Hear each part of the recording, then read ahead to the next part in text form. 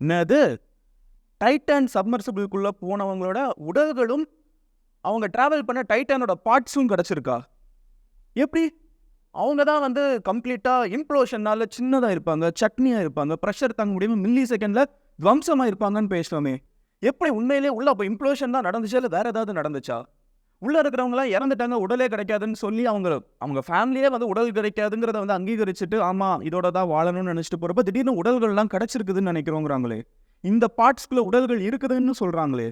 அப்போது என்னதான் நடந்துச்சு உண்மையிலே அந்த கடலுக்குள்ள ஆயிரக்கணக்கான ஃபீட் டெப்த்தில் 2023 இவ்வளோ டெக்னாலஜி வச்சுட்டு நம்ம இன்னும் கண்டுபிடிக்க முடியலையா அப்படிங்கிற கேள்வியிலேருந்து உண்மையிலே அவங்களுக்கு என்னதான் நடந்திருக்க வாய்ப்பு இருக்குது, நம்ம இதுக்கு முன்னாடி நினச்சதுல ஏதாவது மாற்றங்கள் இருக்கா அப்படிங்கிற எல்லாத்தையுமே இன்னைக்கு வீட்டில் நம்ம டீட்டெயிலாக பேச போகிறோம். இந்த டைட்டானை பற்றி எவ்வளோ நாள் தான் நீ பேசிகிட்டே இருப்பேன் நீங்கள் கேட்டீங்க. நான் கண்டிப்பாக வந்து நேற்றுக்கு வீடியோக்கு அப்புறம் நம்ம டைட்டான் பற்றி பேசுவேன். ஏன்னா நான் நிறைய டாபிக் வர ஆரம்பிச்சிருச்சு. மணிப்பூரில் பிரச்சனை இருக்குது, அப்புறம் வந்து சைனாவில் வந்து கோவிட் வந்து ஆரிஜின் ஆனது லேபில் அது ஒரு பயோ வெப்பனாக செஞ்சிருக்காங்கன்னு ஒருத்தர் வந்து பேசியிருக்காருன்னு சொல்லிட்டு நிறைய டாபிக் இருந்துச்சு. பட் இந்த ஒரு விஷயத்தை உங்ககிட்ட அப்டேட் பண்ணலைன்னா இவ்வளோ க்ளோஸாக ஃபாலோ பண்ணிட்டு இருந்த அந்த மில்லியன் பீப்புளுக்கு வந்து இந்த இன்ஃபர்மேஷன் தெரியாமல் போய்டும் நினச்சேன். அதனால தான் இந்த வீடியோ.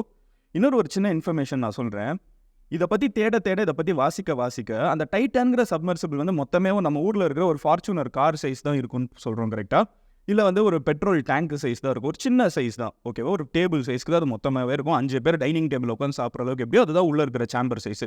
இதுக்குள்ளே எப்படி டாய்லெட்லாம் வச்சுருப்பாங்க யோசிச்சு பாருங்க. 10 மணி நேரத்துக்கு கடலுக்குள்ளே போகிறோன்னு தெரிஞ்சு உள்ளே போயிருக்காங்க. இதுக்கு முன்னாடி பல முறை போயிட்டு வந்திருக்குது கடலுக்குள்ளே. இது வரைக்கும் 60 முறைக்கு மேலே வந்து வேறு இடங்களில் போயிட்டு வந்திருக்காங்க இந்த ஓஷன் கேட்டுங்கிற நிறுவனம். அப்போ உள்ளே போகிறவங்க வந்து எப்படி டாய்லெட் போவாங்க? நம்ம ஊரில் வந்து பஸ்ஸில் சென்னையிலேருந்து மதுரைக்கோ, மதுரையிலேருந்து கோயம்புத்தூருக்கோ, கோயம்புத்தூர்லேருந்து கன்னியாகுமரிக்கோ போகிறப்போ நம்ம பஸ்ஸை நிறுத்தி அங்கேருந்து இறங்கி போயிட்டு வரலாம். பட் இதில் எப்படி முடியும்? அதுக்கு ஒரு கேவலமான சிஸ்டம் வச்சுருக்காங்க. பாட்டெல்லாம் போட்டு வெளியே சவுண்டு வரக்கூடாதுன்னு யோசிக்கிறதுக்கே என்ன சாதாரண மக்களை ஸ்கேம் பண்ணுறது போய் பணக்காரங்களை, மிகப்பெரிய பணக்காரங்களை எப்படி எவ்வளோ அசால்ட்டாக ஸ்கேம் பண்ணிங்கன்னு யோசிக்கிற மாதிரி நிறைய கேவலமான விஷயங்கள். இந்த டிசைன் மொத்த ஓஷன் கேட் நிறுவனத்தோட இந்த சப்மர்சிபிளோட டிசைன்லேருந்து டாய்லெட் வரைக்கும் ஏகப்பட்ட பிரச்சனைகள் இருக்குது. எல்லாத்தையுமே பார்க்க ஆரம்பிப்போம். ஹலோ எவ்ரிவான், நான் Madan Gowri and hello my dear MG squad.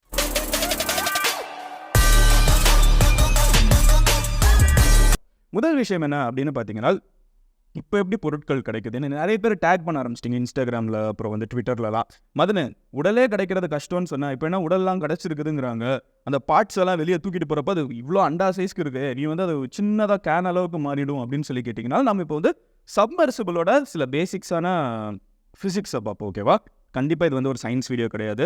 அந்தளவுக்கு நம்ம வந்து சயின்ஸை பற்றியெல்லாம் பேச போகிறது. ஒரு பேசிக் அண்டர்ஸ்டாண்டிங்க்கு நான் சொல்கிறேன், என்னோட புரிதலிருந்து நான் சொல்கிறேன்.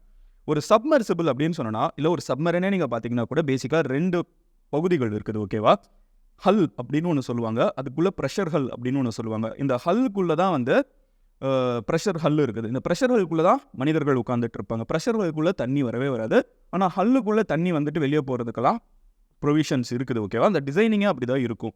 இப்போது இந்த ஓஷன் கேட் நிறுவனத்தோட இந்த ஒரு சப்மர்சிபிள் இருக்குல்ல, இந்த ஹல் அண்ட் அதுக்குள்ளே இருக்கிற ப்ரெஷர்கள்னு அதே மாதிரி சப்மரின் மாதிரி இதுலேயுமே வந்து 2 செட்டப் இருக்குது. இந்த உள்ளுக்குள்ளே இருக்கிற ப்ரெஷர்கள் இருக்குது தெரியுமா, அதை தான் வந்து இவங்க கார்பன் ஃபைபர் மெட்டீரியல் மூலியமாக செஞ்சுருக்காங்க. கார்பன் ஃபைபர் அப்படின்னு சொல்லப்படுற இந்த ஒரு காம்போசிட் மெட்டீரியல் வந்து ஒரு ஸ்ட்ராங்கான மெட்டீரியல், ஸ்டீலை விட ஸ்ட்ராங் சொல்லிட்டு நிறைய பேர் கமெண்ட்லேயே பண்ணியிருந்தீங்க. நிறைய பேர் அதை நம்புகிறோம். எஸ், அஃப்கோர்ஸ் நிறைய டெஸ்டிங்லாம் நடந்திருக்குது.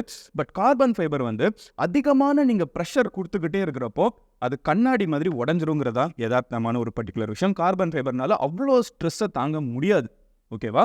இந்த கார்பன் ஃபைபர் வந்து உள்ளுக்குள்ளே இருக்கிற ஒரு பர்டிகுலர் ஹல், இது வந்து இம்ப்ளோட் ஆகிருக்குதுங்கிறத வந்து இன்னமுமே எல்லாருமே ஸ்ட்ராங்காக நம்புகிறாங்க. இந்த பொருட்கள்லாம் கிடைச்சாலும் இப்போ கிடச்சிருக்கிற பொருட்கள் என்னென்னா நான் முதல்ல சொல்லிடுறேன். மொத்த ஹல் இருக்குல்ல, அந்த ஹல் வந்து ஒரு மாதிரி நெளிஞ்சு வலிஞ்சு கிடச்சிருக்குது, ரொம்ப நஞ்சு போய் கிடைக்கல. 2 எண்டு இருக்குல்ல, ஹல்லு மொத்த சர்க்கிள், ஹல்குள்ளே அந்த ஹல் தான் ஒயிட் கலர் நீங்கள் வெளியே பார்க்குறது. அந்த ஹல்குள்ளே ஒரு ப்ரெஷர் ஹல், அதுக்குள்ளே தான் இவங்க உட்காந்துருக்காங்க. இப்போ பிரச்சனை இருக்கிறது ப்ரெஷர் ஹல் வந்து இம்ப்ளோட் ஆகிருக்குன்னு சொல்கிறாங்க. அதாவது இந்த மொத்த கேஸ், ஃபோன் கேஸ் மாதிரி வச்சுக்கோங்க. ஃபோன் கேஸ்க்குள்ளே இருக்கிற பேட்டரி மட்டும்தான் நம்ம வந்து இம்ப்ளோட் ஆகிருக்குன்னு சொல்கிறோம், ஓகேவா? இந்த ப்ரெஷர் ஹல்லுக்குள்ளே இருக்கிற இந்த மொத்த ஹல்குள்ளே இருக்கிற ப்ரெஷர் ஹல் தான் வந்து இம்ப்ளோட் ஆகிருக்குது. அப்போ மேலே இருக்கிற ஹல்லும் அதுக்கு சைடில் இருக்கிற பார்ட்ஸும் இருக்கும்ல. ஒரு சைடு இருக்கிறது என்ன அப்படின்னு பார்த்தீங்கன்னா வியூவிங் போர்ட், அதாவது இதில் தான் ஒரு பெரிய கிளாஸ் இருக்குது, அதை வச்சு தான் வெளியே பார்க்குறாங்க. அந்த வியூவிங் போர்ட்டும் சரி, பின்னாடி இருக்கிற சில பகுதிகளும் சரி, அதுதான் வந்து இப்போ மெயினாக கிடச்சிருக்குது. அது இன்டாக்டாக இருக்குது, அதில் பெருசாக டேமேஜ் ஆகலை. எக்ஸப்ட் ஃபார் அந்த வியூவிங் போர்ட் இருக்குல்ல, அதில் வந்து நம்மளால் அந்த வியூவிங் போர்ட் கிளாஸை நம்மளால் பார்க்க முடியல, அந்த அக்ரிலிக்கை பார்க்க முடியல. இந்த இடத்த வச்சு தான் இன்ஃபேக்ட் அந்த கிரேனே வந்து தூக்கி வெளியே எடுக்குது. ஓகேவா? இது வந்து கிரேன் வெளியே தூக்குறப்போ அந்த வியூவிங் போர்ட் இல்லைன்னா அந்த வியூவிங் போர்ட்டோட அக்ரிலிக் இருக்குல்ல, அதில் ஏதாவது பிரச்சனை இருக்கான்னு நம்மளுக்கு ஒரு கேள்வி இருக்குது. ஏன்னா இதை வந்து இந்த அக்ரிலிக் இருக்குல்ல, அவர் வாங்கி எதை வச்சு இந்த கண்ணாடியை வச்சு வெளியே பார்க்க முடியுதோ அது வந்து லிட்டரலாக கடலோட ப்ரெஷரை வந்து அந்த கண்ணாடி தாங்கிட்டு இருக்கணும், அது அக்ரிலிக் தாண்டிட்டு இருக்கணும்.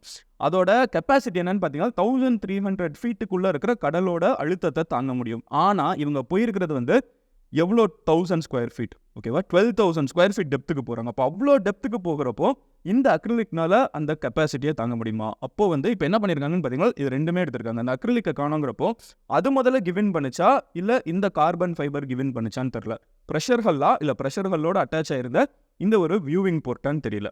பட் சப்போஸ் நடுவில் வந்து நீங்கள் இப்படி அமுங்குச்சுன்னா என்ன ஆகும்? சைடில் இருக்கிற ரெண்டும் தெரிச்சு சைடில் போகும்ல, அந்த மாதிரி தான் இப்போ ரெண்டு சைடும் இருக்கிறது இன்டாக்டாக கிடச்சிருக்குதுன்னு நினச்சாலும், இந்த வியூவிங் போர்ட்டாக இருக்கட்டும் இதெல்லாம் இன்டாக்டாக கிடச்சிருக்குதுன்னு நினச்சாலும், நடுவில் இருக்கிறது இன்க்ளூட் ஆகிருக்குது, மேலே இருக்கிற கேசிங்கும் சைடில் இருக்கிற பார்ட்ஸும் தான் வந்து இப்போ வந்து அதை வெளியே எடுத்துட்டாங்க. ஓகேவா? கடலுக்குள்ளே போய் இதை எடுத்துட்டாங்க, இப்போ கண்டுபிடிச்சிட்டாங்க. இதை வெளியே எடுத்ததுக்கப்புறம் அவங்க என்ன பார்க்குறாங்கன்னு பார்த்தீங்கன்னா ஹியூமன் ரிமைன்ஸ் வந்து இதுக்குள்ளே இருக்குது, பர்சியூமபிள் ஹியூமன் ரிமைன்ஸ், நாங்கள் இதை ஹியூமன் ரிமைன்ஸ்ன்னு நினைக்கிறோம் அப்படிங்கிறத வந்து யூஎஸ் கோஸ்ட் கார்ட் சொல்லியிருக்காங்க. இதை வந்து இப்போ 3 ஆர்கனைசேஷன்ஸ் இன்வெஸ்டிகேட் பண்ணிட்டு இருக்காங்க. பிரெஞ்சு கவர்மெண்ட் வந்து இன்வெஸ்டிகேட் பண்ணிட்டு இருக்காங்க, கனடியன் கவர்மெண்ட் இன்வெஸ்டிகேட் பண்ணிட்டு இருக்காங்க, யூஎஸ் கவர்மெண்ட் இன்வெஸ்டிகேட் பண்ணிட்டு இருக்காங்க. மதன் இந்தியாவில் ஒன்று நடந்துச்சுன்னா அது இந்தியா மட்டும் தானே இன்வெஸ்டிகேட் பண்ணி, இதெல்லாம் 3 கண்ட்ரி இன்வெஸ்டிகேட் பண்ணுறாங்க. ஏன் அப்படின்னு கேட்டிங்கன்னா இந்த மொத்த ப்ராசஸ்லேயே இருக்கிற பிரச்சனை இதுதான். இந்த சப்மர்சிபிள் வந்து பேசிக்காக எந்த சட்டத்தையும் ஃபாலோ பண்ணி கட்டப்பட்டது கிடையாது. ஏன்னா இந்த சப்மர்சிபிள் வந்து எந்த சட்டத்தையும் ஃபாலோ பண்ணணுங்கிற அவசியம் கிடையாது. அதில் தான் அங்கே ஒரு கேட்சே இருக்குது. டைட்டானிக் மூழ்கி இருக்கிற ஒரு பர்டிகுலர் இடம் வந்து இன்டர்நேஷனல் வாட்டர்ஸ்னு சொல்கிறாங்க. இந்த இன்டர்நேஷனல் வாட்டர்ஸில் எந்த நாட்டோட சட்டமும் வந்து அங்கே செல்லாது. அது வந்து இண்டிபெண்டான ஒரு கடல் பகுதி, ஓகேவா? அட்லாண்டிக் கடல் பகுதி. நிலத்திலேருந்து கிட்டத்தட்ட 700 கிலோமீட்டர் உள்ளே போகணும். நீங்கள் கனடாவிலேருந்து நியூலாண்ட்னு நினைக்கிறேன், அங்கேருந்து நீங்கள் உள்ள ஒரு 700 கிலோமீட்டர்ஸ் உள்ளே போனீங்கன்னா தான் இந்த இடமே இருக்குது. இந்த இடத்துல ஒரு சப்மர்சிபிள் ஆப்ரேட் ஆகிறதுக்கு எந்த நாட்டோட பெர்மிஷனும் தேவையில்லை. ஆனால் அந்த சப்மர்சிபிள் வந்து ஒரு கனடாவிலேருந்து கரையிலேருந்து தானே அது உள்ளே போகணும். அப்போ அந்த கனடாவிலேருந்து கரைக்கு போகிறப்போ ஒரு 200 கிலோமீட்டர்ஸ் வந்து கனடாவோட ஜோனாக இருக்கும். அதுக்குள்ளே அவங்க ஃபாலோ பண்ணலான்னு கேட்டிங்கன்னா அப்பவும் இவங்க தண்ணிக்குள்ளே போகலை. இதை இன்னொரு ஒரு கப்பல், அதாவது போலார் பிரின்ஸ் அப்படின்னு சொல்லப்படுற ஒரு மதர்ஷிப் தான் வந்து இதை கேரி பண்ணிட்டு கொண்டு போகுது. அதனால அப்பவுமே இந்த சப்மர்சிபிள் வந்து கனடாவோட சப்மரின்கான சட்டங்களை வந்து ஃபாலோ பண்ணணும்னு அவசியம் கிடையாது.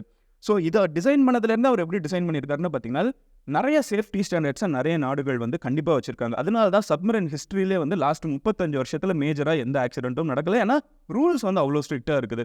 இவர் என்ன பண்ணுறாருன்னு பார்த்தீங்கன்னா, மிஸ்டர் ரஷ் என்ன பண்ணுறாருன்னு பார்த்தீங்கன்னா, ரஷ் ஃபுல்லாக இந்த சட்டங்களை மீறணுங்கிறதுக்காக டெக்னிக்கலாக நிலத்துக்கு இந்த அதை கொண்டு போகிறதே முதல்ல கெப்பாசிட்டியும் கிடையாது. இது அங்கேருந்து கொண்டு போகிறப்போ நாங்கள் தான் தண்ணிக்குள்ளே இறங்கலையே, நாங்கள் உங்கள் நாட்டோட சட்டத்தை ஃபாலோ பண்ணுங்கிற மாதிரி ஒரு சூட்சமத்தை பிடிச்சிட்டாரு. இங்கே வந்து தம் அடிச்சாதானே பிரச்சனை, நான் தம் அடிக்கல, வெறுமனே வாயில் சிகரெட்டை தானே வச்சிருக்கேன் அப்படின்னு கேட்டால் எப்படி இருக்கும், அந்த மாதிரி.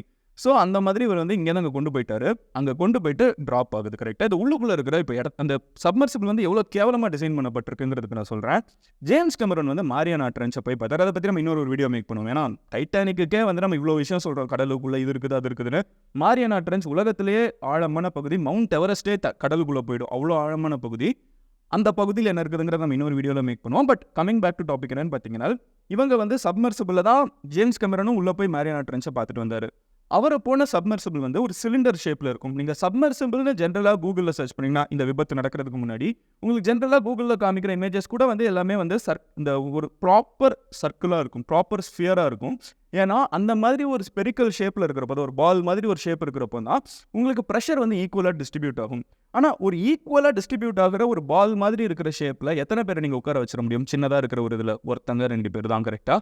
ஆனால் இது வந்து டிக்கெட் விற்காது, நிறைய பேரை வைக்கணுங்கிறதுக்காக இவர் இந்த சர்க்கிள் மாதிரி இருக்கிற ஒரு ஷேப்பை இவர் வந்து இழுத்து விடுறாரு. ஓகேவா?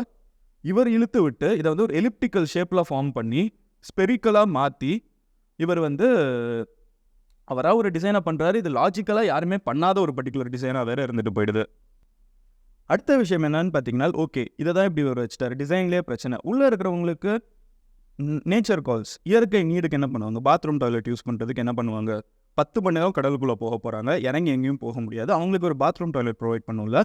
அதுலேயும் காஸ்ட் கட்டிங். இங்கே பார்த்தீங்கன்னா ஒரு ஸ்க்ரீன் உள்ளுக்குள்ளே வச்சுருக்காங்களாம். கேட்குறதுக்கே கிரேசியாக இருக்குது. ஒரு ஸ்க்ரீன் வச்சுருக்காங்க. அந்த ஸ்க்ரீனை நீங்கள் விளக்குனீங்கன்னா உள்ளுக்குள்ளே போனோன்னா ஒரு சைடு வியூவிங் பாயிண்ட் இருக்குது, இன்னொரு சைடு ஒரு வியூவிங் பாயிண்ட் வச்சுருக்காங்க. அது டாய்லெட்டோட அட்டாச் ஆன வியூவிங் பாயிண்ட். அது டாய்லெட்னா நீங்கள் ஒரு ரூமாக கூட நினைக்காதீங்க, ஒரு ஸ்க்ரீன் தான். கரெக்டாக அந்த ஸ்க்ரீனை நீங்கள் விலக்கி விட்டு அந்த சைட் போய் நீங்கள் டாய்லெட் யூஸ் பண்ணிக்கலாம். ஒரு டியூப் மாதிரி ஒன்று வந்து அட்டாச் ஆகுது. அதை நீங்கள் உங்கள் பாடி பார்ட்டோட கனெக்ட் பண்ணிக்கிற மாதிரி வந்து ஒரு பாக்ஸ் கொடுத்துருக்காங்க. அதில் நீங்கள் உட்காந்து எந்த வேலைனாலும் பார்த்துக்கணும். இந்த ஒரு டியூபு, இந்த ஒரு மொத்த சிஸ்டம் இருக்குல்ல, டாய்லெட் சிஸ்டம் இருக்குல்ல, அப்படி நீங்கள் யூஸ் பண்ணுறப்போ உங்களுக்கு அடுத்து இன்னும் 4 பேர் உட்காந்துட்டு இருப்பாங்க. லிட்டரலாக நீங்கள் இங்கே வந்து டாய்லெட் யூஸ் பண்ணிருக்கீங்க. இங்கே இன்னொரு சேர் போட்டு எங்கே